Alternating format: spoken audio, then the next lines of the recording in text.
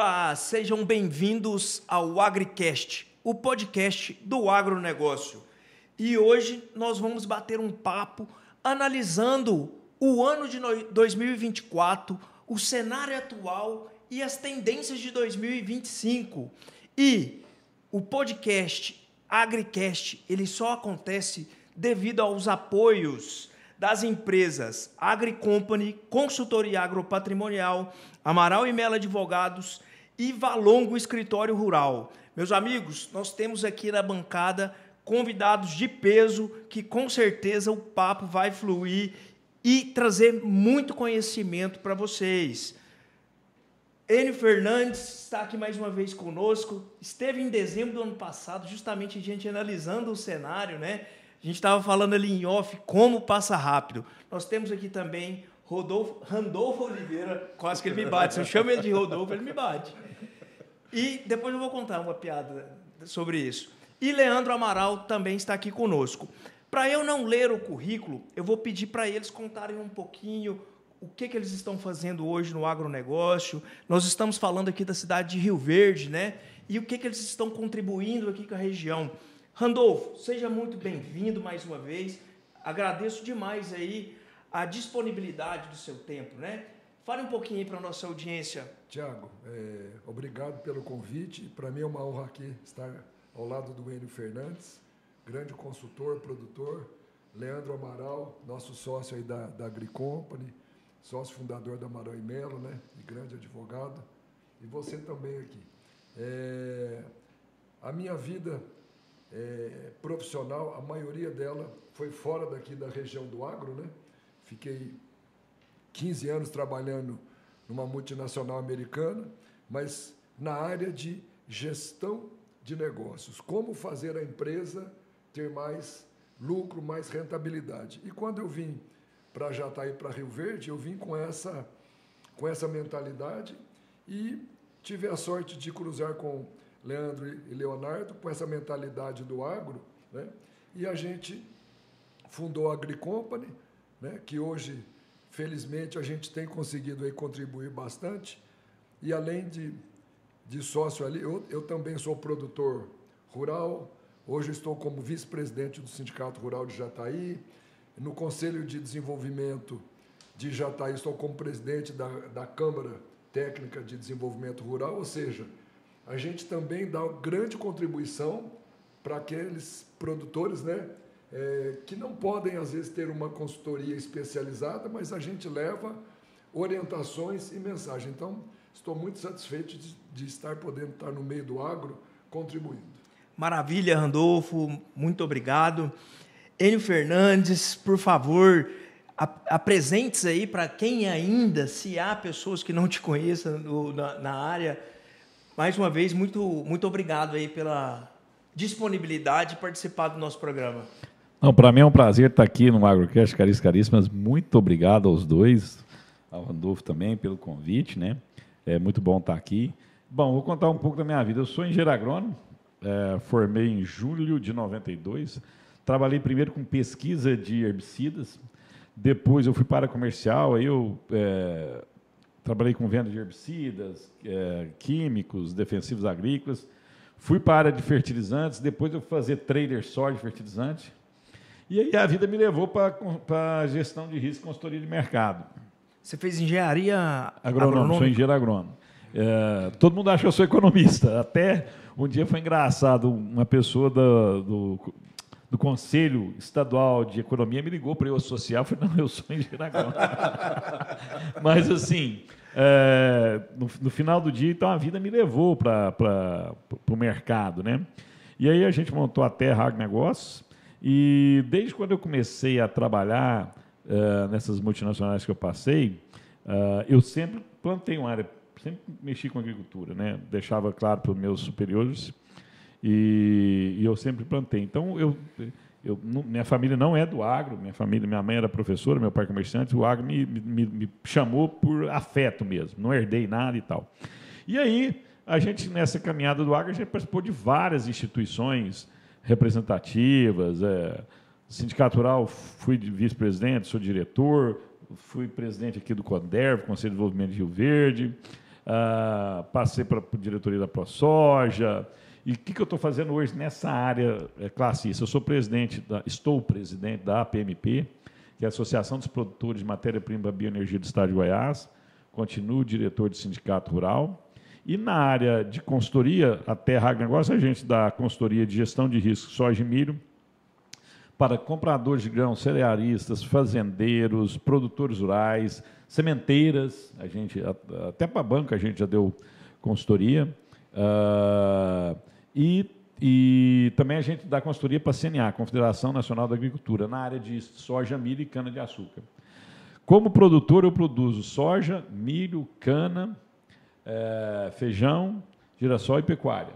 E estamos nessa estrada desde 92, aprendendo, sempre tentando entender o agro. Sempre tentando. Meus amigos, você vê o nível do nosso convidado, o Enio Fernandes, muita experiência, tem propriedade no que fala.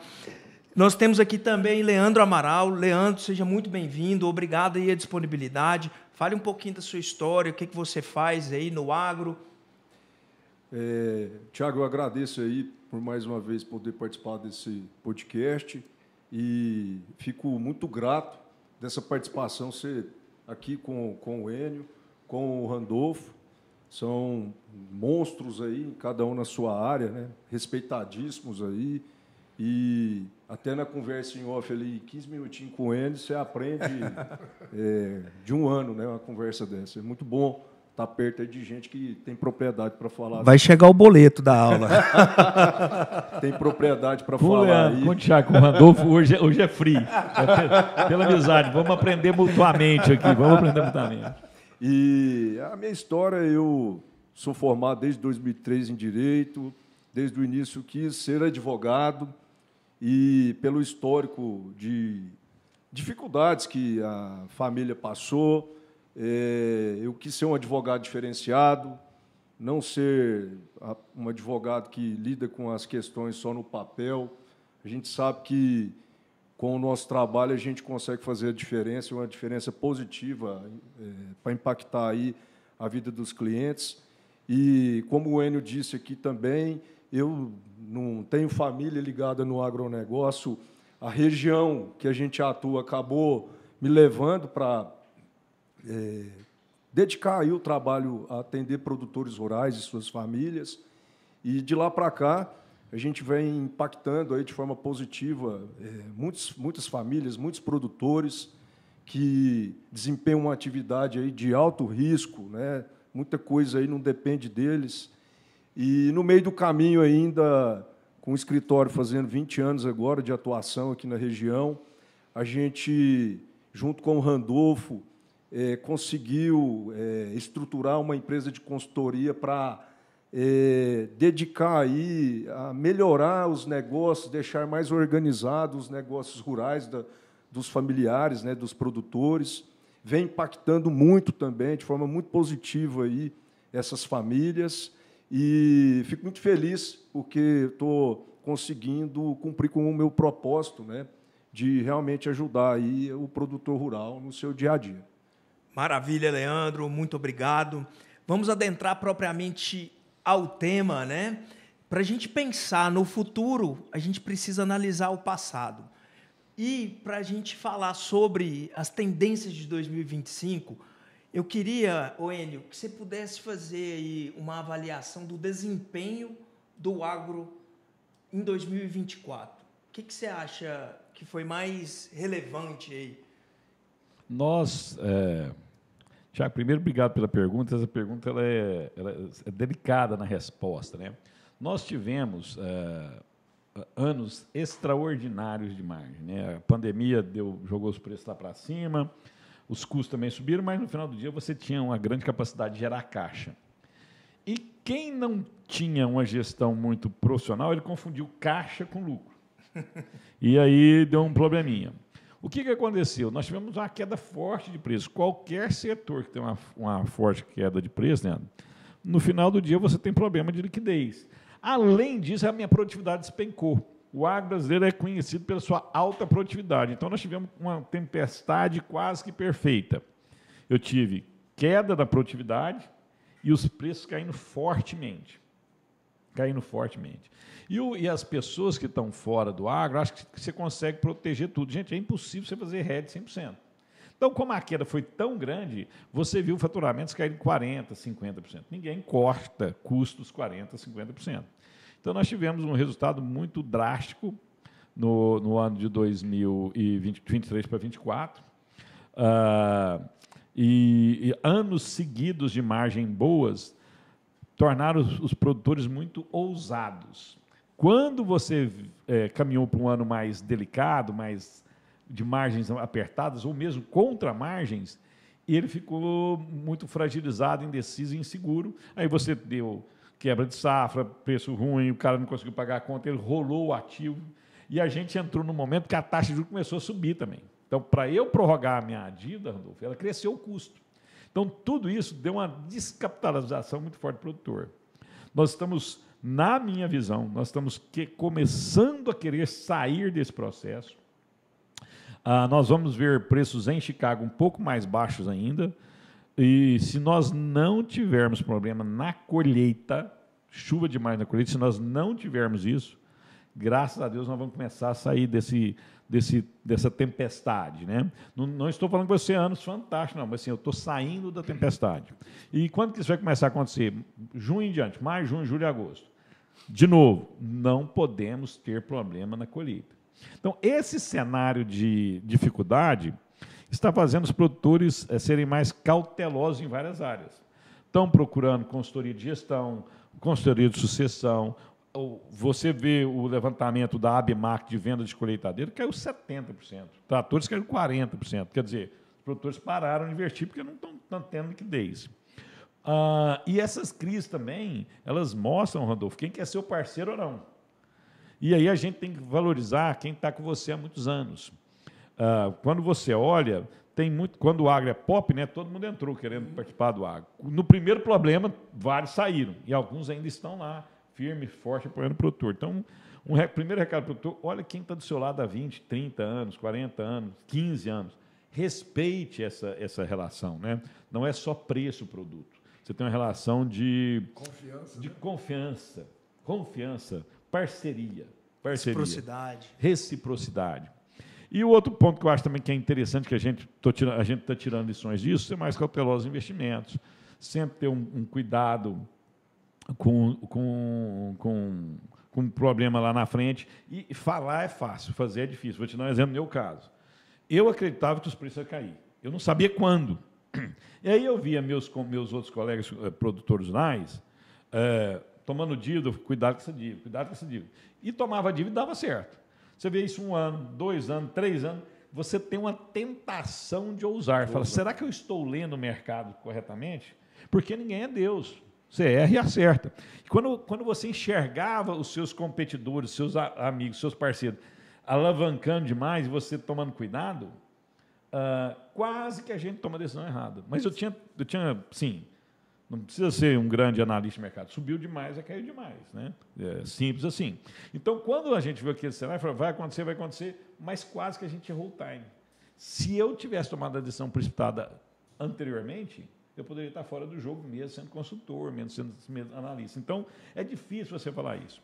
E o segundo ponto que a gente tem as parcerias, planejamento, e uma coisa que a gente tem que ter orgulho também. A gente critica muito, o produtor não sabe vender, não sabe comprar, né? Mas dá uma olhada no que aconteceu. Você viu grandes distribuidores que compraram, fundos de investimento compraram grandes distribuidores, investiram milhões, né? Contrataram a fina flor do mercado financeiro, a fina flor de gestão. Tudo com RJ. Isso mesmo. As que não estão com RJ estão com endividamento 10 vezes o EBITDA. Eu não sei como é que vão sair disso. Tem casos que a situação é tão grave, como que esse cara não pediu RJ ainda? E você, olha as cooperativas de produção, as cooperativas de crédito. Você não viu RJ, você não viu. A inadimplência cresceu, mas bem menos que nesses distribuidores. No final do dia, o mercado está me mostrando que essas unidades cooperativas, tanto de produção como de crédito, elas foram melhor geridas do que a fina flor do mercado financeiro, a fina flor do mercado de gestão. Outro ponto interessante, quando você olha os bancos. Quando você olha a participação dessas empresas nos endividamentos, inadimplência, elas cresceram. Quem menos cresceu em inadimplência? Quem menos cresceu em endividamento dos seus clientes? Os bancos cooperativos. Então, assim, nós temos exemplos bons mostrando que os produtores têm um grau, em algumas instituições, muito boas de gestão e foram parceiros dos produtores em momentos difíceis. Isso tem que ser ressaltado, valorizado. E nós temos também sinais de equívocos que a gente fez, produtores também, alavancando demais, acreditando demais, sempre confiando numa boa produtividade. É raro você ver preço cair e produtividade cair no mesmo tempo. E aconteceu isso no mesmo momento com a taxa de juros subindo. Teve muitos aventureiros, né, Enio?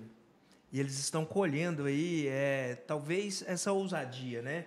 Quando o risco é demais, também o cara acerta, né? O famoso all-in. Se virar as cartas do cara, o cara leva o pote. Ô, Randolfo, e olhando aqui para 2024, na sua expertise aqui na área financeira, né? Quais foram as estratégias mais desafiadoras para o produtor rural? Como que eles lidaram com isso? Tiago, uma coisa que eu observei aqui no ano de 2024, na realidade, nos últimos anos, né? A gente está tendo uma transição da geração, vamos falar assim, mais antiga, né? É o pessoal que veio, os desbravadores aqui da região de Rio Verde, Jataí Mineiros, que estão hoje com seus 60, 65 anos, né? É uma geração tradicional que enxerga que o sucesso é mais porteira dentro do que porteira fora. E nós estamos vendo uma nova geração chegando, os filhos, né, que enxergam que porteira dentro, você saber a hora de plantar, qual equipamento, isso é importantíssimo.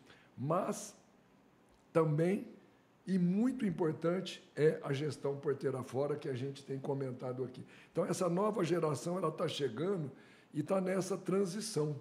E eu tenho percebido que 2023, 2024, 2025, né, essa nova geração ela está com um olhar diferente, né? Mais profissional. Mais profissional. E eu falo uma coisa, se a gente não acelerar isso, né, a situação vai ficar crítica para o produtor rural. O Enio, ele comentou muito bem aqui a questão da ousadia dos produtores, né, porque eles vinham há muitos anos se endividando, pagando conta. Se endividava, aumentava o patrimônio. E aí, na safra 2021, 21, 22, certo? A margem de lucro ela foi lá para cima. E aí o cara ele imaginou, falou, pô, está me sobrando aqui 20 sacos, a 180, ele fez a conta, eu posso comprar a máquina, abrir área, certo? Que eu vou conseguir, vai ser o momento da minha vida, né? Só que ele esqueceu que isso, que toda a economia, né, ela é cíclica, né? A pecuária é cíclica, os grãos são cíclicos, né? E as variáveis não dependem só do Brasil. Ele esqueceu disso. Aí vem guerra da Ucrânia, os insumos disparam, certo? As próprias multinacionais estão vendo que o preço de venda está lá em cima, elas jogam o preço de venda lá e o produtor tem que comprar. Ele tem que comprar. E isso, o que acabou acontecendo? Eles estão num momento agora muito crítico que, se não fizeram um diagnóstico financeiro, uma análise financeira, e não fizeram uma boa gestão, para quê? Para tomada de decisão. Alguns, como ele, podem até pisar no acelerador agora, porque ele foi cauteloso. Outros vão ter que pisar no freio mesmo. Pisa no freio, ia abrir área segura, ia comprar máquina segura, certo? Mas qual que é a base para ele tomar essa decisão? A sua situação financeira. Entender um pouquinho de mercado, né? Porque para você enxergar o passado é muito fácil, né? Certo? Agora, você enxergar o futuro, qual vai ser o teu custo de insumo? Produtividade, certo? Tecnologia, juros.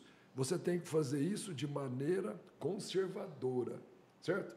Eu sempre falo assim para os nossos clientes, para os meus alunos durante muito tempo que eu dei aula de gestão financeira, assim, ó, faça 3 cenários. Um realista, um pessimista e um otimista. Se no pessimista você estiver indo bem, cara, vai com tudo, certo? Se você só estiver indo bem no otimista, não vai não. Não vai não. Interessante. Entendeu? Então, esse momento que a gente está passando de transição precisa de acelerar para o produtor enxergar muito bem porteira fora. Fica aqui a minha bem isso, né? Minha dica. as pessoas em geral, não só o produtor rural, né? As decisões, quando são baseadas em dados, a chance de errar é menor. Tem a chance de errar ainda. Claro. Agora, você basear na sua vontade, né? Na intuição, no sentimento, é bem complicado. Leandro, ainda em 2024, na sua expertise, aí, muitos anos advogando no agronegócio, o que impactou aí em 2024? Houve algum caso, alguma decisão aí que marcou 2024? Tá. Até final de 2023, nós tivemos aqui, o Randolfo não participou do podcast, mas o Enio sim, nós falamos que 2024 ia ser um ano desafiador para o produtor rural, no que diz respeito à parte financeira, econômica, né? O Enio explicou muito bem aqui a somatória de fatores aí que aconteceram tudo de uma vez só, né? E deixaram muitos produtores numa situação complicada. E eu disse que haveria ali, né, em 2024, como de fato aconteceu, um aumento significativo de pedidos de recuperação judicial de produtores rurais, né? E esse aumento, eu entendo que se deu porque há uma segurança jurídica hoje para se fazer isso, somado à questão do cenário muito ruim de crise. Então, assim, essa parte do endividamento aí, ela marcou, vai fechar 2024 aí, marcando muito os produtores rurais. Nós tivemos agora uma decisão muito importante para o produtor rural em relação à parte ambiental, que estava deixando uma insegurança jurídica muito grande, no que diz respeito também à questão de compensação de reserva legal. O STF acabou de bater o martelinho, se bem que hoje não podemos falar que o STF bate o martelo, está em segurança. Ó o fural. Mas aonde foi validado o que o Código Florestal vinha falando, né? Que havia uma discussão ali se a compensação tinha que ser no mesmo bioma ou se é uma identidade ecológica. Os ministros acabaram, né, validando o que o Código Florestal fala, trazendo segurança para o produtor, aonde a compensação se dá com áreas do mesmo bioma. Mas, para mim, aqui, o que mais vai deixar marca para nós, do agronegócio, em 2024, foi uma virada de chave nos produtores, nas entidades do agronegócio, em relação ao que aconteceu com o Carrefour. Explico.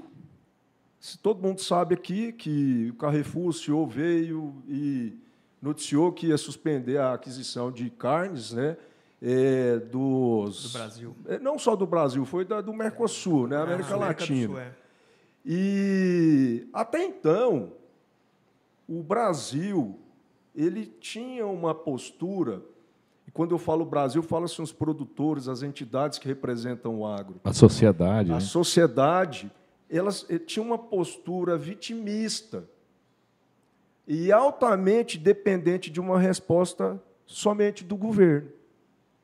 Nesse caso aqui, o que aconteceu? O que a gente viu foi ao contrário. As entidades, grandes frigoríficos, tiveram uma postura proativa. Falou, aqui não, Nenê. Fizeram o quê? Boicotaram, vou falar a palavra boicotaram, o quê? O fornecimento de carne para a rede do Carrefour aqui no Brasil, deixando, então, de ser um vitimista, ali, uma postura vitimista, para se posicionar. E deu certo. Olhem só para vocês verem, apesar de ter sido uma desculpa esfarrapada, mas com essa postura das entidades do agro aqui, conseguiu puxar a língua do CEO e descobrimos não, ficou descortinado, evidente, qual que é a real estratégia dos europeus. Eu vou aqui à França especificamente, né? Que é o quê? Eles usam um artifício para falar que está defendendo o meio ambiente, quando, na verdade, eles querem fazer um protecionismo, né, interno. Então, para mim, o que vai ficar marcado em 2024 é essa mudança de postura, que eu acredito que agora a gente vai ver muito mais, né, dentro das entidades aí do agronegócio, sem depender de um governo, que esse governo ele deveria ter se posicionado muito de forma firme e acabou não fazendo isso. Mas até que foi muito bom, porque aí as entidades, a sociedade, né, os produtores aí, pecuaristas, se uniram aí e acabaram se posicionando de forma muito positiva aqui para nós brasileiros. Eu senti orgulho de ser brasileiro. Lembrei do Senna aqui agora, mas foi um negócio muito bacana de se ver. Maravilha, Leandro. Muito bem colocado, né? E tudo isso se dá também à chegada da internet, né? A gente não ficava sabendo dessas coisas. A mídia era muito restrita, a gente só sabia o que eles queriam falar, e é por isso a importância desse projeto aqui, que é uma mídia independente e vai levar conteúdo aí de qualidade para todos vocês. Pegando agora, então, o cenário atual, e a gente até estava falando um pouquinho ali em off. Ô, Enio, essa alta do dólar, né? Chegou aí a mais de R$6 agora. Você acha que é uma tendência que vai permanecer? Qual que é a sua visão sobre isso? Primeiro, Thiago, vamos lá. O dólar não é uma questão econômica. Por que economista erra muito o dólar? Porque não é uma questão econômica. Quando eu olho a questão econômica, eu vou dar os dados aqui para vocês analisarem comigo, vocês vão ver que não era para o dólar estar nesse patamar. Primeiro, nós estamos crescendo 3% ao ano. 3% ao ano. Nós devemos 52 bilhões de dólares no mercado externo. E eu tenho em reserva 370 bilhões de dólares. Então, eu pago 7 vezes minha dívida. Ah, mas eu tenho uma dívida interna. Aí, sim, eu tenho uma dívida interna absurda, só que ela é nominada em reais. O que acontece? Caríssima, se eu não tiver dinheiro para pagar, eu imprimo dinheiro. A casa da moeda é minha, eu imprimo dinheiro. Eu vou dar inflação? Vou. Eu vou arrebentar com a economia? Vou. Mas quem emprestou, recebe. Quem emprestou, recebe. Então, por que está esse medo do mercado? Por que a gente tem que pagar juros tão caro para esse dinheiro vir para cá? Porque quando você olha para o futuro, você começa a ficar com medo. Hoje, a nossa relação de dívida-PIB está perto de 67%, 62% do PIB. Quer dizer, 62% do meu PIB para pagar a dívida. Certo? Quando eu olho para 2027, isso pode bater 90%, 88%. Acima de 80%, quando os países chegaram acima de 80% da dívida em relação ao PIB, geralmente eles quebram. Eles dão default. Aí o cara fala, mas no Japão a dívida é 130% do PIB. O problema não é dever, é pagar. Agora, o juro no Japão é 0,1%. Então, é fácil eu carregar essa dívida. O custo de eu carregar a dívida é fácil. Quem te empresta, o primeiro ponto que ele olha é receber ou não. A taxa de juros é mercado. Então, os Estados Unidos carregar a dívida de 80%, 90% do PIB é complicado? É, mas os Estados Unidos está pagando 2,5% de juros, 3% de juros. Então, assim, é uma diferença enorme. O problema não é dever, é o custo dessa dívida. E eu olho lá para frente, eu tenho o problema. Quando eu olho onde está o problema nosso, é gasto do governo. Então, assim, o erro do Haddad foi a comunicação, ele foi muito inábil. Ele assentou, o mercado esperou uma semana, não, vai ser depois do G20. Termina o G20, não, vai ser depois disso. Ah, não, vai ser... Ele foi criando expectativa. Aí eu vou fazer um pronunciamento, chamo a imprensa inteira, está todo mundo prestando atenção, e ele começa a falar de corte de gastos. Corte de gastos, corte de gastos, corte de gastos, corte de gastos. No meio, ele fala de isenção de imposto para quem ganha R$5.000. Quem está do outro lado fala assim, não entende. Os 70 bi, que era para cortar, quando você faz a conta, 35, 40. Mas é corte. Só que ele contaminou essa notícia boa que ia cortar com essa isenção. Então, por que ele não falou primeiro só do corte de gastos? Essa isenção de imposto de renda, gente, é para o ano que vem. Falasse depois, né? Falasse lá em fevereiro. Então, foi extremamente inábil. Por que ele fez isso? Ele quer agradar o mercado e ele também quer agradar a base eleitoral dele. Senhoras e senhores, não tem como eu ir para o céu rezando para Deus e rezando para o diabo. Não dá. Eu tenho que escolher um caminho, nem que seja momentâneo. Então, esse desastre fez com que o dólar subisse. Não é fator econômico, é fator de comunicação e político. Outra coisa que tem que ficar claro para nós é a eleição de Donald Trump. Donald Trump, a estratégia dele é taxar outros países para dificultar a importação para dentro do seu país. México, ele ameaçou com 25%, Canadá com 25% e China com 10%. Lembra que a China era 60%, né? Então, isso é uma estratégia dele para jogar, para tentar negociar isso, para melhorar o saldo comercial dele e favorecer a indústria. Isso vai dar inflação nos Estados Unidos. E outra coisa que ele prometeu é cortar impostos das empresas. Se as empresas têm mais caixa, elas vão investir mais. Gera emprego, mas também gera inflação, porque eu preciso de mais mão de obra e eu preciso de mais matéria-prima.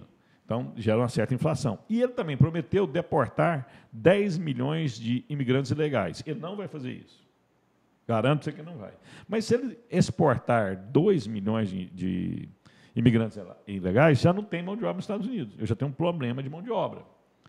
E aí é inflação de novo nos Estados Unidos. O que o Federal Reserve, é o Banco Central norte-americano, o que ele vai fazer? Ele não tem outra estratégia, ele tem que subir a taxa de juros. Como os Estados Unidos é o país que controla o fluxo financeiro mundial devido ao dólar, todo mundo quer dólar, porque é seguro, ao subir a taxa de juros nos Estados Unidos, os outros países do mundo são obrigados a subir, senão o dólar sai daqui para lá. Eu vou ter juro alto com risco zero. Ah, não, mas o juro lá só vai ser 4, 5. Gente, comparado com o Japão, que é 0,1, na Europa inteira 2%, aí eu vou para os Estados Unidos que eu ganho o dobro. Sem risco. Sem risco.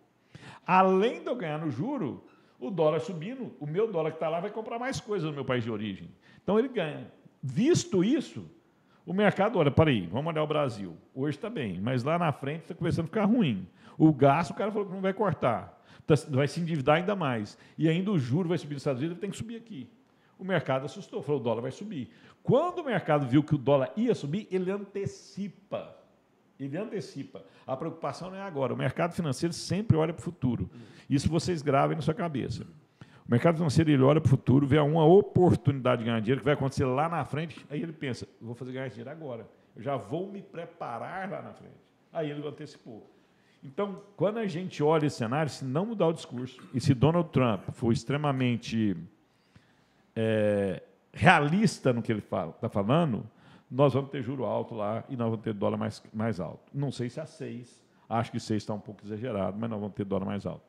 Com a sua fala sobre inabilidade do Haddad, me lembrei de um corte que ele está lá dando uma entrevista e ele fala assim, economia, eu fazia o curso de economia, fiz 2 meses e parei. Ou seja, colei na prova. Colou na prova. Colou na prova. Enio, mas eu queria aproveitar essa fala sua também. E a sua visão ali? Você acha que o governo do Milei na Argentina ali impactou? Porque a gente vê uma ascendência da Argentina. O cenário da Argentina? Fantástica a sua pergunta, Thiago. Vai me dar a oportunidade de colocar um negócio que eu tinha esquecido para dar esperança para o brasileiro. Qual que é a diferença do Brasil? Qual que é a diferença? O pessoal que estava cara triste. Pode animar. E vou te falar um negócio. Quem mais sofre quando erra não é a população mais pobre, não é a classe média. Nós estamos destruindo a classe média. Quem gera renda, quem paga imposto, quem faz o Brasil crescer, qualquer nação crescer, quem gera padrão de ética e comportamento é a classe média. Se eu agrido muito a classe média, isso tudo cai. E se a classe média se esvairir, a gente perde todo o padrão ético e comportamental. Não é rico que manda padrão ético e comportamental, não. É classe média. Então, nós estamos num caminho ruim, nós estamos agredindo a classe média por muito, muito tempo. Voltando à sua pergunta. Qual que é a grande diferença do Brasil com a Argentina?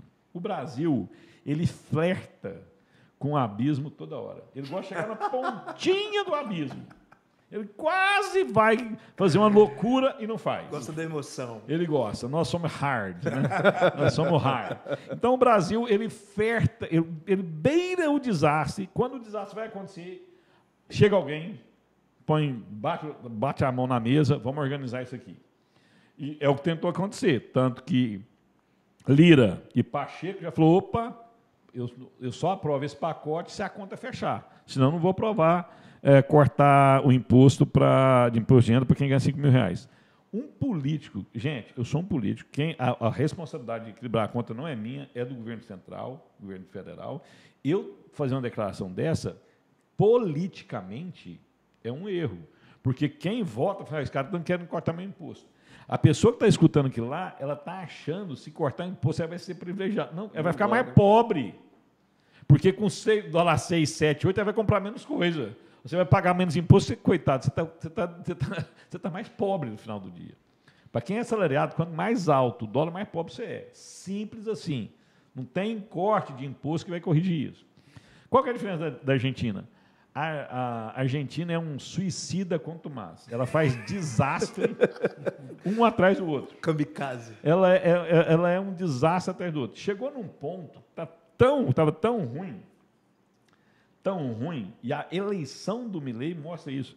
Senhoras e senhores, na Argentina, até o Milei ser eleito, quase metade da população, mais da metade da população, recebia algum benefício. Às vezes não direto, mas a gasolina era subsidiada, a energia elétrica subsidiada, e vinha lá, o cara via que era subsidiado. E recebia pagamento direto. Então, quem votou contra aquele sistema, ele votou e falou assim, eu vou perder subsídio, mas está tão ruim, que não dá esse subsídio, não me dá. Então, a Argentina errou contumazmente por muito tempo. Aí cai na mão do Milei. Senhoras e senhores, está tão ruim, que por medíocre que seja, melhora. Melhora, né? Ele saiu da inflação completamente absurda, a inflação caiu, as pessoas estão deixando de ser pobres lá, diminuindo, mas a metade da população está na pobreza. É metade da população. Então, eu tenho que primeiro equilibrar isso. Ele não vai conseguir fazer isso em 4 anos, mas por qualquer coisa que ele faça, ele está melhorando e bem, porque o cenário era péssimo, entendeu? Era péssimo. Agora ele está cortando vários subsídios, vários empregos, agências ineficientes. Isso vai refletir. A chance dele ser reeleito é muito forte.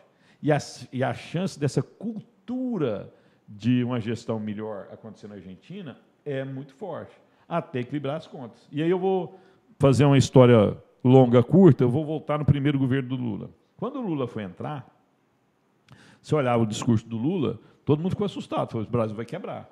Tanto é que ele fez aquela carta aos brasileiros. O que o Lula fez? Para ele acalmar o mercado. Ele falou, eu não posso errar. Ele foi na televisão e falou assim, eu não vou errar porque eu não posso errar, senão eu nunca vou acender o poder mais. Era a primeira vez dele. Ele pegou o ícone do mercado financeiro, o ícone do capitalismo, que ele sempre falou contra, pôs no Banco Central, que é o Meirelles. E o Meirelles foi com a seguinte ordem, só, eu vou, mas aqui mando eu não quero interferência política nenhuma. E ele começou a tomar atitudes pró-mercado, pró-desenvolvimento, e que foram duras, mas o dólar, que naquela época era 4, veio a 1,80, 1,20, a população ficou mais rica, você está mais rico, você consome mais, você gasta mais, você compra mais. A economia bombou. Bombou tanto que ele elegeu ele de novo. O Manteiga e o Meirelles começou a brigar. Eu dei um quieta no Manteiga, fica quieto, deixa o Meirelles aí. Ele ganhou a eleição, elegeu e ainda pôs a Dilma, que é um desastre. Cara, você conseguir eleger a Dilma... Ele era muito bom. Ainda do aumento do preço dos commodities no mundo, né? Sim, mas assim, quando você... Ajudou, Boa, Randolfo, você foi bom. corroborou para... Mas quando você estuda muito, trabalha muito, as oportunidades de mercado vêm. Quando você faz tudo errado, as oportunidades não vêm. O universo não comunga para você se você não ajudar. Isso. Vou te dar um exemplo claro. Esse boom da commodity veio para a Venezuela. O que virou Venezuela? É verdade. O petróleo foi $200. E a Venezuela foi empobrecendo. O boom das commodities veio para a Argentina. O que aconteceu com a Argentina? Então, era o mercado, o universo comungando para você e você com uma boa gestão da economia. Então, só para resumir, essa é a diferença. A gente quase faz loucura, mas a gente ainda tem um bom senso. Não sei até quando. É bem isso, né? E a importância da gente olhar, né, para a política. Não quero ser político, não vou envolver com política. É ela que vai dominar, né, o nosso destino. Ô, Randolfo, pegando essa fala do Enio, né, sobre o aumento do dólar, sobre essa incerteza aí econômica, o que você acha que vai impactar, que está impactando o produtor rural? Então, hoje, com esse aumento do dólar, muitos produtores eles fazem a conta aí do preço de soja, né? Ele pega o preço de Chicago, ele olha o dólar, tudo, e ele começa a ter aquela errada sensação, agora, né? Agora eu vou ganhar dinheiro, né? Só que ele esquece que atrás do preço da soja, que deu uma leve subida, os insumos também é base preço do dólar. Então, assim, ó, o preço sobe, mas os insumos vêm atrás. No final, a tua margem continua pequena, certo? Então, assim, não tem... O caminho não é por aí, né? E, assim, ouvindo o Enio falar que deu uma aula aqui de macroeconomia para a gente, né? Que eu acho importante o produtor ter essa noção para ele entender o cenário que ele está. Ele tem que fazer essa análise, né? E o que eu vejo é o seguinte, o que mais me deixa preocupado, triste, é assim, muitos produtores estão numa situação muito delicada, mas ainda não acordaram que ele precisa de ajuda. Certo? Eu comparo com um cara que está dando assim, ó, todos os sinais da saúde dele, o cara está com diabetes, o cara está com pressão alta, e alguém fala assim, vai no médico. Não, mas eu estou bom. Cara, o cara está pegando custeio para pagar custeio, o banco já está dificultando o empréstimo para ele teve todos os problemas e ele não pede ajuda. Então, assim, hoje tem grandes empresas de consultoria, tudo para ir para pegar na mão do produtor e falar, cara, você vai cuidar do seu plantio, você vai cuidar das suas máquinas, deixa a gente te ajudar, né? A gente vê aqui consultorias de macroeconomia, microeconomia, gestão financeira, governança, sucessão, tudo para quê? Abraçar o produtor e falar, passou do ponto. Né? O Enio estava falando do Brasil que trabalha ali na pontinha, o produtor já passou da pontinha, só que ele não sabe ou não quer saber. E, às vezes, a gente atende alguns produtores que ele já está quase no ponto e a gente fala assim, cara, o momento seu é agora, dá tempo. Ele fala, não preciso de você. Aí ele volta depois de 1 ano ou 2, cara, me ajuda aqui. Isso já aconteceu com clientes nossos, assim, e não foi 1 nem 2, não. Ele procura a gente, aí a gente fala, mostra, a gente consegue fazer hoje um diagnóstico rápido, né? Com toda a experiência que a gente tem, só de saber aonde o cara planta, porcentagem de argila, o que chove, a gente consegue um pouquinho de dívida dele. Você entra lá, faz um diagnóstico, questão de meia hora, 1 hora, você consegue, você faz um resumo, fala sua dívida, seu EBITDA, a gente já consegue fazer isso. E o cara não acredita. Ele acha que aquilo que a gente está falando, né, é assim, a gente está sendo exagerado.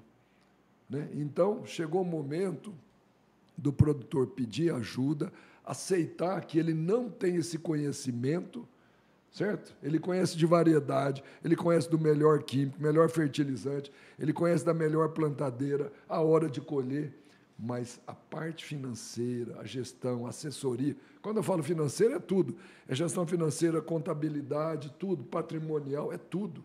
Né? Ele precisa dessa ajuda. Gente, e na região aqui, as pessoas aqui de Rio Verde, Jataí, Mineiros, Sudoeste, têm empresas e pessoas boas que podem ajudar. Né? Então, chegou o momento aí dessa tomada de decisão. Com toda certeza, Randolfo. E assim, fazendo analogia, né, até com o ser humano, o autoconhecimento, olhar para os seus defeitos, para as suas coisas, é dolorido.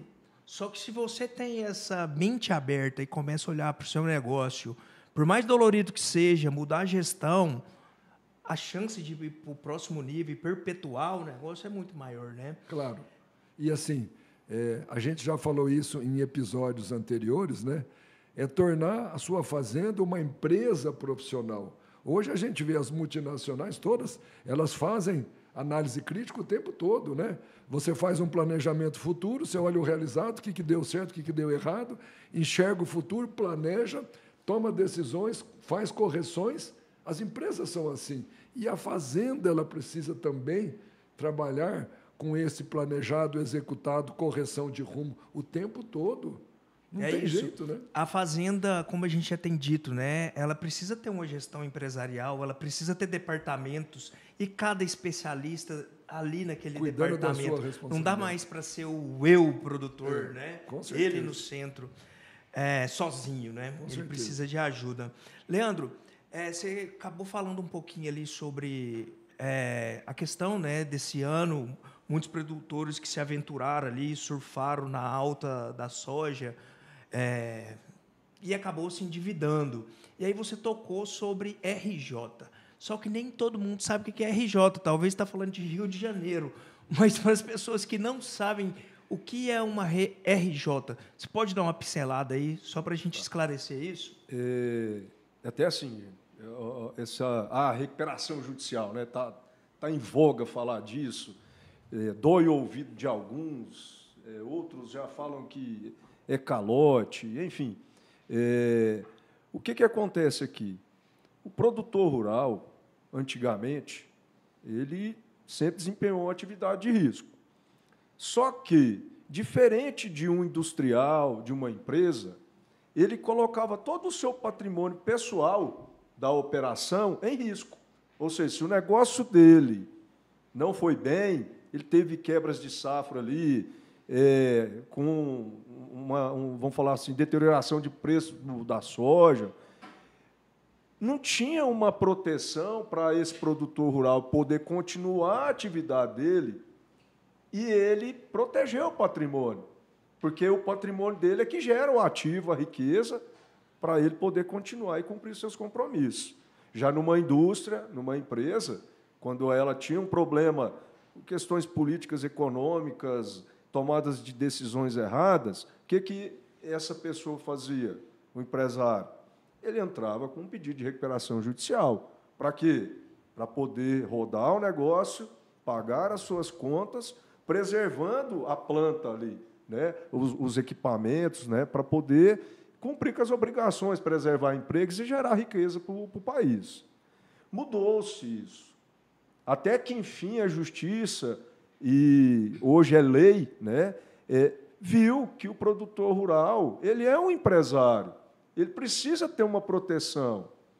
Só que o que acontece? Por que ficou... Por mais que ele trabalhe na pessoa física, né? Isso. Por que ficou maculado essa questão da RJ, né? Porque muitos, mas muitos mesmos, começaram a usar essa ferramenta para levar vantagem.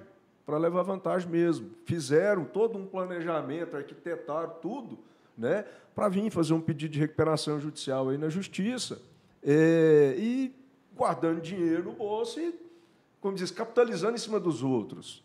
Só que aí, em 2020, no final de 2020, o legislador, percebendo, vamos falar assim, as malícias, ele trouxe alguns ajustes na lei de recuperação judicial e falência, né, coibindo esse tipo de atitude. Eu mesmo sou contra usar uma recuperação judicial como se fosse uma receita de bolo, mas ela é uma ferramenta que é legítima e, em alguns casos, mas pouquíssimos casos, ela tem que ser usada. Né? Não tem como você deixar um produtor que lutou a vida inteira e chegar num cenário de vários fatores, aí, como o Enio falou ali, a seca, preço baixo. Na época da commodity com preço alto, foi lá, investiu com a projeção mais otimista, né? Perder um patrimônio, ele tem que ter condição ali de tocar um negócio e proteger ali a fazenda dele, né? Que é um legado. E então, assim, eu acredito, Tiago, que esse ano de 2024 RJ foi marcado. O Enio falou assim que o ano que vem é uma projeção de tentar sair da crise. Eu também concordo que, se for tudo bem na hora da colheita, que o produtor faz o dever de casa, pode ser que dê uma melhorada no cenário, mas eu acredito muito que em 2025 nós vamos ouvir falar muito ainda de recuperação judicial, porque, como a cadeia o agronegócio é uma cadeia, Produtor rural, rolou dívida, não pagou conta, entrou com pedidos de recuperação judicial. Tem muitos que estão represados, tentando vender uma fazenda, o mercado não está legal, segurando para ver o que vai acontecer. E aí começou a afetar quem? Revendas. Nós tivemos um caso muito grande, né, que foi o caso da AgroGalaxy, é público isso, notório. Ali o caso dela também não foi só questão de não pagamento de dívidas, mas foi erros de governança, de tomadas de decisões. Mas também temos pequenas e médias revendas de Mato Grosso fechando portas e já entrando com pedido de recuperação judicial. Então, acredito que é uma segunda onda aí desse reflexo da crise que o produtor rural, em sua maioria, estava enfrentando, e isso vai ser um desafio o ano que vem. Maravilha. Eu gosto muito de uma fala sua de comparar a recuperação judicial, né, a RJ, com a UTI.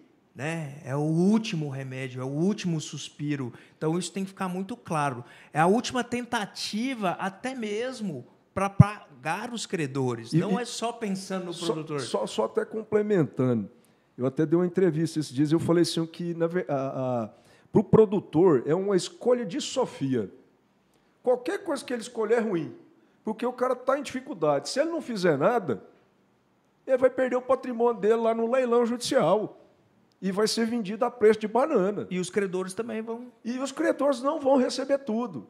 E se ele entrar com a recuperação judicial, ainda vai ter, né, todo esse estigma assim, o cara está dando calote, porque infelizmente tem isso ainda, né? O cara está dando calote, não tocou os negócios direito, ou seja, vai ser julgado. Então, é uma verdadeira escolha de Sofia. E aí, pegando um gancho do que o Randolfo falou, que o produtor, às vezes, a gente fala com ele e ele não acredita, né, para poder se antecipar, fazer uma gestão melhor. Mas o cara, quando ele está no problema, o que a gente percebe, primeiro fica com vergonha, às vezes não conta nem para a família, o cara guarda para si aquilo ali, tenta resolver com a ajuda do primeiro que dá a mão ali, e aí fica um conselho aqui, né, para esse produtor que problema todo mundo passa, crise, todo mundo está sujeito a sofrer aí.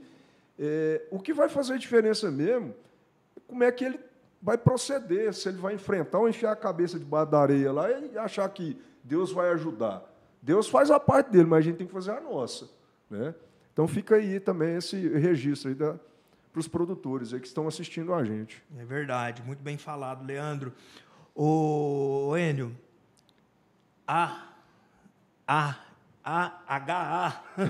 se é uma tendência promissora aí para 2025 para o produtor rural?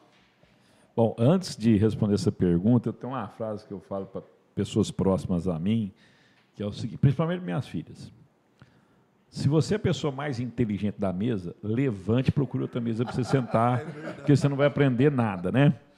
E eu estou aprendendo. Começou aqui com o Randolfo essa história de não pedir ajuda, né? Ou por vergonha, por autossuficiência, ou por falta de conhecimento. Às vezes o cara não pede ajuda e você comparar com aquele doente contumaz que continua cometendo os aqui, quase com um alcoólatra. Né? E você deu uma visão, e você tem um approach perfeito. Aí você já passou, foi comentar, foi preparar outra pergunta e comentou de se autoconhecer. Muito bom. Aí você dá uma outra visão da RJ, né? Mostrando a necessidade em casos extremos, né? E aí você estava falando, você vai vendo alguns casos na sua cabeça, falando engraçado, né? Na Americanas desviaram 40 bilhões de reais. É 40 bi de reais. Fraude. É 40 bi. Eu falsifiquei balanço. Eu falei, dá a borracha aqui. Eu mudei o número lá. Cara, ninguém foi preso. Ninguém foi preso. Absolveram agora, o Judiciário acabou de absolver o CEO financeiro. Os caras vão lá, confessam o crime. Não, eu errei. Eu maquiei. Eu maquiei. Não acontece nada. Os acionistas dessa empresa. A coitada da classe média que comprou a ação disso aí. Aí você dá um outro approach. Então, eu estou muito feliz de estar aqui hoje. Muito feliz. Aprendi aqui, estou aprendendo aqui. Muito obrigado por essa oportunidade. Agora, indo para a sua pergunta, a gente tem que ter cuidado, porque o produtor ele é um otimista quanto mais. Se você não for otimista, se você não tiver fé, não mexe com a agricultura, vai mexer com outra coisa. O cara fala assim, Bitcoin é arriscado. Eu ponho 100 mil no Bitcoin e perco 100 mil. Põe 100 mil na agricultura, você perde 100 mil, sua casa, sua mulher, sua filha, você perde tudo. Então, risco que eu sei é dirigir na Fórmula 1 em Mônaco, na chuva e plantar lavoura. Sensacional a analogia aí. Isso é risco. O cara pegar 10 mil para no Bitcoin, você vai perder só 10 mil. Então, no final do dia, sim, tem uma luz no fim do túnel. Gente, eu dou minha palavra, eu estou rezando para não ter muita chuva na colheita, para a colheita não ser boa. Porque as projeções de clima estão indo bem. Nós precisamos da safra boa. Quando eu falo nós, não é o produtor, não. Você que está fazendo essa filmagem aí, você que está dotado da câmera, todo o suporte aqui, quem é advogado, quem é produtor, porque gera renda e essa renda é distribuída na cidade, no estado e no Brasil. Olha os índices de IDH, Índice de Desenvolvimento Humano. Aonde mais cresce não é em São Paulo. Onde mais cresce, você sai da base e vai subindo, onde mais cresce são as áreas do agro. A riqueza está vindo de novo para o interior, veio para o interior, né? Tanto é que você vê operações que tem em Rio Verde, Cuiabá, Rondonópolis, que não tem na capital. Simples assim.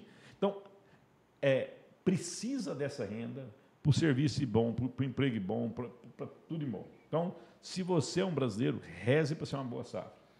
Porque se tiver outro problema, e eu concordo com você, mesmo com essa boa safra, nós vamos ter problema. Se a safra tiver algum problema, aí eu não sei o que vai acontecer, nós vamos ter que tomar muito cuidado para ver a intensidade disso. Existe, sim, a luz no fim do túnel, nós vamos ver preços menores, mas preste atenção, quando chegar junho do ano que vem, por que junho? Mercado de clima nos Estados Unidos, e nós estamos com um dólar um pouco mais alto, e a demanda pelo milho americano está simplesmente fantástica. Fantástica. O ano passado eu falei isso para vocês tomaram atenção com biocombustíveis. Dá um exemplo. O setor de esmagamento de etanol nos Estados Unidos está batendo recorde atrás de recorde. Uma das estratégias do Trump para tentar controlar a inflação depois dessas medidas que ele vai fazer, o novo secretário de governo dele, é aumentar a produção de barril de petróleo em 3 milhões de barris por dia. Os Estados Unidos já é o maior produtor de petróleo do mundo, grande parte vem daquele shale gas, aquele gás de pedra porosa. Aqui nós não podemos fazer nada. Aqui não. Agora, a Alemanha pode destruir uma floresta de 150 anos para fazer carvão, para mandar energia para a Alemanha, porque não vinha o gás da Rússia. Países europeus podem investir de novo na energia nuclear. Não dá problema, não. Beleza, pode dar problema. Aonde você vai guardar o lixo da energia nuclear? É 1000 anos para descontaminar. Aonde você vai pôr? Se tudo der certo, você não tem onde pôr o lixo.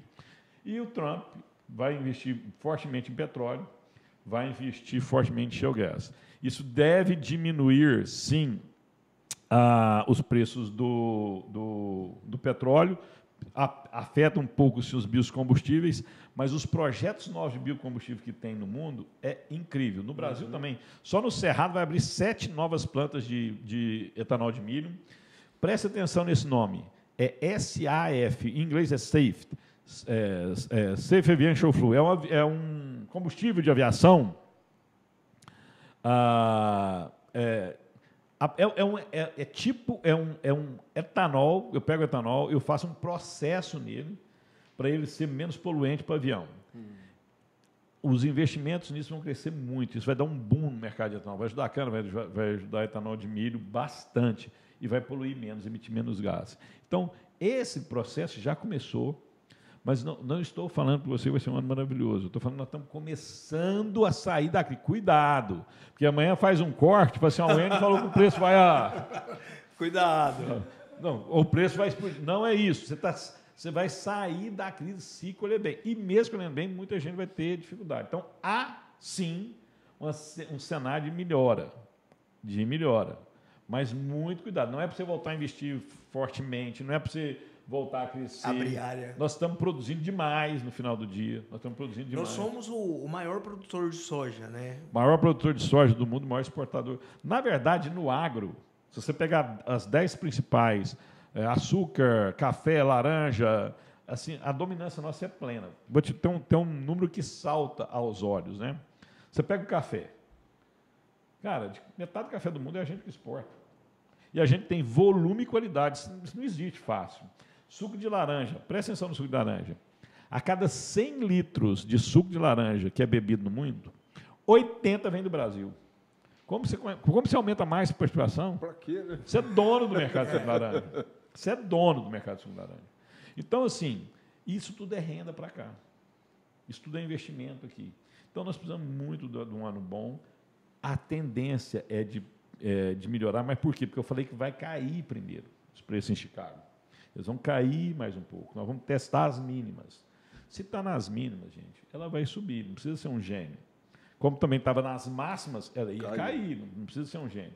Agora, preço um pouco melhor não quer dizer que sua margem vai ser melhor, não. Randolph já mostrou. Você tem custo que você está carregando. Você tem investimento que você precisa ser pago. Você tem dívidas em dólar. A sua soja, no final do dia, vale menos dólar. Ela não vale mais 25 dólares.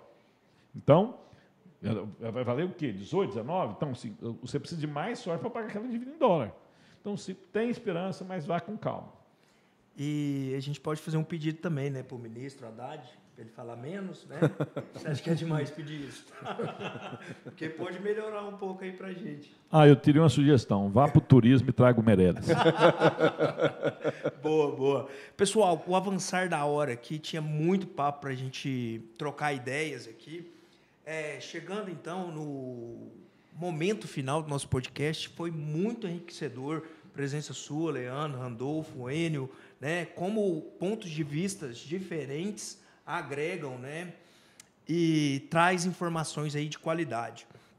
Leandro, muito obrigado por sua participação. Queria que você deixasse uma mensagem final aí para os nossos ouvintes.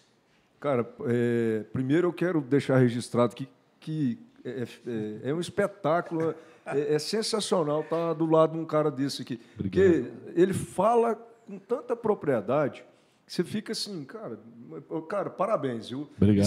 Você desempenha um papel assim relevante para o agronegócio. E eu queria, assim, a minha mensagem aqui foi uma fala que o Enio disse e que casou com...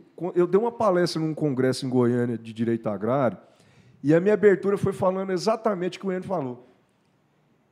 Que o agronegócio ele impacta de forma positiva a vida das pessoas, que a prova disso são as cidades do interior. Olha a qualidade de vida que nós temos na região, né? Educação de primeira, riqueza correndo aí, as pessoas conseguindo ter um custo de vida de alto padrão, pessoas conseguindo comprar carros. Isso tudo é o quê? É o agro. E aí tem muita gente com a narrativa ainda, até das próprias cidades onde tem o agro, falando que o agro não é bom, né? Então, assim, o que eu deixo aqui, né, para quem está ouvindo a gente, é que nós devemos, sim, praticar ações para que o agro cada vez mais fique fortalecido. Entendo que um trabalho desse aqui agora é uma maneira de você fortalecer o agro, porque você está munindo pessoas, né, produtores e todos os seus assessores aí, a sociedade como um todo, de informações com credibilidade, com responsabilidade, demonstrando que o agro ele faz a diferença, sim, para a economia do Brasil e, no final do dia, aí, para nós brasileiros. Então, muito obrigado aí pela participação, aí, pela oportunidade. Obrigado, Leandro. E aquele negócio, né? O AgriCast ele ainda tem esse propósito de desmistificar isso, que o produtor rural é vilão. Ora, como alguém que produz alimento pode ser vilão? O produtor rural é que desmata. A zona urbana que desmata, os prédios que desmatam. E eles ainda não têm que destinar 20% para reserva legal. É 80% ainda, né? Até 80%. Vamos pensar nisso aí, viu, pessoal? Randolfo, muito obrigado aí pela sua presença, encontrar uma brecha na sua agenda, né? Deixe sua mensagem final aí para nossa audiência. Tá bom. Primeiro eu queria agradecer ao aprendizado que eu tive aqui com o nosso mestre. Cara, foi uma aula muito legal, assim, é uma honra estar aqui junto com você, com o Leandro. Eu convivo com ele toda semana eu aprendo. Nas palestras é o mesmo tema, toda palestra eu aprendo. Obrigado aí, o Thiago também. Quando você não dorme, né? Eu não ia falar isso, porque quando ele repete ali, aí eu durmo. Né? Mas a gente está se aproximando aqui do final do ano e eu queria deixar aqui uma mensagem positiva para os produtores rurais. Faça diferente em 2025. Só que fazer diferente que afete positivamente o seu negócio. Então, se você já tem governança, certo? Faça assessorias que possam te ajudar. Você não tem governança, né, que está gerando conflitos dentro da sua unidade familiar? Chame uma empresa para te ajudar, organizar papéis e responsabilidade. Você já tem governança? Olhe para dentro do seu negócio, né? O que eu posso te fazer diferente? As áreas que eu estou arrendando, todas estão dando um EBITDA positivo? Sim, não, avalie. Como é que está a minha assessoria agronômica? Está boa? Se está boa, continua. Se não está, troca. Como é que está o meu escritório de contabilidade? Me dá as informações que eu preciso? Ah, mas eu estou com esse escritório há 30 anos e não dá. Troque. É profissional. Ah, mas meu pai é amigo. E daí? Então, assim, faça diferente, pense como empresário e você vai ver a mudança positiva que vai ser no seu negócio. Independente de clima, independente de dólar, independente de exportação, você tem que contribuir bastante para o seu negócio e os fatores externos sempre eles vão existir, mas você tem que fazer a tua parte. Então, fica aqui, é uma grande oportunidade de mudança, tá bom? E muito obrigado aqui pelo convite mais uma vez. Nós que agradecemos, Randolfo, e voltando, pegando isso que você está falando, né?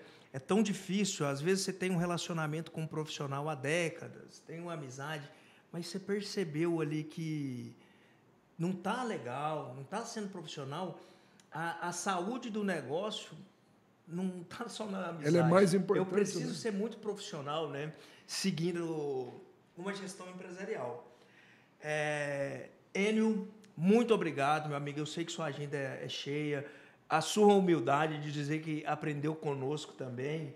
E toda vez que você vem aqui, né? É a segunda vez, espero que virá mais. A gente fica assim, como o Leandro falou, né? Impressionado com o poder que você tem de conhecimento, de uma visão macro, né? E a gente fica muito honrado por você contribuir com a audiência do AgriCast. Muito obrigado mesmo. Eu queria que você desse suas considerações finais, alguma dica aí, né, para o produtor rural atravessar o próximo ano. Bom, primeiro eu queria agradecer de estar aqui, e eu fiz questão de falar, de elogiar o que eu aprendi aqui com vocês, e citar, para senão fica parecendo que é marketing, né? E não é isso, eu não faço isso. Então, primeiro, obrigado, foi um bate-papo muito, muito bom, rico. Pergunta inteligente até ajuda a gente também. Então, muito, muito obrigado, Thiago, Randolfo e Leandro. Eu queria falar um negócio para os produtores. Tudo isso aqui que nós estamos fazendo aqui, meu serviço, dele, do Randolfo, vem do grão. Tudo vem do grão. Então, o primeiro ponto é produtividade. Tem que tirar soja do chão, milho do chão, arroba de gado do hectare, você tem que tirar cana do chão. Você tem que fazer produção. Primeiro ponto é produtividade. Isso vocês já fazem excelentemente bem. É só comparar os seus números com o mundo inteiro. Essa questão está praticamente resolvida. Mesmo quando vocês abrem uma área nova e tem produtividade no começo ruim, depois vocês recuperam isso. Então, isso foi uma fase lá atrás. Randolfo foi muito feliz. Foi uma geração que eu precisava ser eficiente dentro da fazenda, que a gente era ineficiente. Vocês já dão um show nisso. No mundo inteiro, vocês são exemplo. Eu viajo para fora, né? Fui aos Estados Unidos 2 vezes esse ano, Itália 2 vezes. Você fala do agro, fala de Rio Verde. É incrível, é incrível. É Rio Verde e Mato Grosso. Fala de Mato Grosso e fala de Rio Verde. É incrível. Vocês são referência nacional e no mundo. Qualquer um que opera no agro sabe que existe Rio Verde. Então, vocês já fizeram bem. Eu complementaria aqui minha participação final, mostrando a habilidade que o Randolfo teve de mostrar que agora são novos desafios. Assim, a gente adotou tecnologias novas, né? Adotamos plantio direto, agora planta de cobertura, drone. Está tudo mudando. Está tudo mudando. E a mudança traz insegurança. Você sair de um profissional para outro traz insegurança. Isso traz insegurança. Mas a gente não tem outro plano de vida, sabe? Não tem se você ficar estagnado, você cai na vida, ou você está subindo ou você está caindo. Ninguém está flat, ninguém está estável. Estabilidade é suicídio. A verdade é essa. Acomodação é suicídio. E eu estou falando isso com 56 anos, eu não tenho 20 mais. Esse ano nós estamos fazendo um investimento muito importante fora do estado de Goiás, de uma nova operação que nós estamos montando. E isso foi desafiador na minha vida, porque se der certo, beleza. O Enio é um bom gestor. E se der errado? 30 anos pode dar problema. Então, mas a gente fez conta 50 mil vezes, no cenário negativo, tal, fechou. Mas daqui até lá tem toda uma história. E a gente está se cercando de inúmeros profissionais para não dar informações. É uma cultura que a gente não opera aqui, mas vai crescer muito lá, é outra região, é outro sistema de solo, é outro networking. Você precisa... Qual que é o parceiro confiável? Num determinado universo eu sei, no outro eu não sei. Então nós estamos aprendendo tudo, né? Então a gente chega lá mais como ouvinte do que como interlocutor principal. Aonde eu quero chegar? E aí, uma das coisas que me fez a gente, o nosso grupo, tomar a decisão de ousar é o seguinte: se eu não usar agora, não vou usar mais. Porque depois que o mercado recuperar, não vai ter essa oportunidade. É desafiador, dá medo, causa incômodo. Eu rezo para Deus todo dia para dar certo, estudo. Mas assim, eu não podia parar. Porque se eu parasse, eu começaria a estagnar. Então, eu juro, gostei muito de ter falado com o Randolfo aqui, que ele deu um approach que eu não tive a capacidade de falar isso outras vezes. Você foi perfeito. A gente tem que se reinventar sempre. E, para terminar, eu quero agradecer muito, mais uma vez, obrigado. Um fantástico Natal, um maravilhoso 2025. Nós estamos num negócio bom, no momento bom, na região boa, e o seu país, o mundo, precisa do seu negócio. Você produz vida, alimento é vida. E esse mundo vai crescer, só para terminar, para os seus novos podcasts, duas coisas que o mundo está desesperado atrás. Se você pegar todos os processadores de nuvens e inteligências artificiais do mundo, se você somar o número de energia que esse pessoal gasta, é a principal demanda de energia do mundo. 14% da energia do mundo está só aqui. Esse grupo consome mais que os Estados Unidos. Lógico que está espalhado, está nos Estados Unidos, está na Europa. Tá. Então, e está começando essa questão de inteligência artificial. A grande demanda vai ser energia para isso. Agro produz energia. Agro produz energia. Você produz energia, você produz vida. As grandes nações do mundo, os grandes investimentos do mundo, estão procurando onde eu tenho energia e eu tenho água. De novo, a gente é privilegiado. O mundo precisa de alimento, nós temos. Não precisa de energia, nós podemos fabricar. E nós temos petróleo ainda. Nós somos um grande exportador de petróleo, tem mais para explorar. E ainda tem um biocombustível. E o mundo precisa de água, nós somos a maior reserva de água do mundo. É quase que impossível o Brasil dar errado. A gente só precisa fazer o certo. Você não precisa nem ser excelente. O brasileiro só precisa fazer o certo. Se a gente fizer o certo, só o certo, a gente vai ser uma grande nação do mundo. Então, está na nossa mão, vamos pensar bem, tomar as nossas decisões, quem a gente escolhe para nos dirigir, e um fantástico 2025. Muito obrigado. Nós que agradecemos. Que aula, pessoal, que aula. Você falando de ficar parado, né? Eu gosto de dar um exemplo, uma analogia. A vida é uma esteira ligada. Você ficar parado, te derruba, vai para trás. Ô, Enio, queria te dar um presente aqui, em nome do AgriCast. Opa, muito obrigado. Da AgriCompany. Já vou colocar. Modéstia à parte, a gente gostou demais desse boné. Eu acho que tem um negócio aí dentro. Aí, para tirar. Obrigado. Eu que agradeço, Enio. Leandro, mais uma vez, muito obrigado aí pela participação. Eu agradeço. Enio, quanta honra tê-lo você aqui novamente. Muito obrigado. Randolfo, obrigado. Esse aqui foi o AgriCast, o podcast do agronegócio. Lembrando que o podcast só é realizado devido ao apoio das empresas AgriCompany, Consultoria Agropatrimonial, Amaral e Melo Advogados e Valongo Escritório Rural. Se você gostou desse episódio, por favor, compartilhe, clique aqui, se inscreva e em breve teremos um novo episódio. Valeu, pessoal!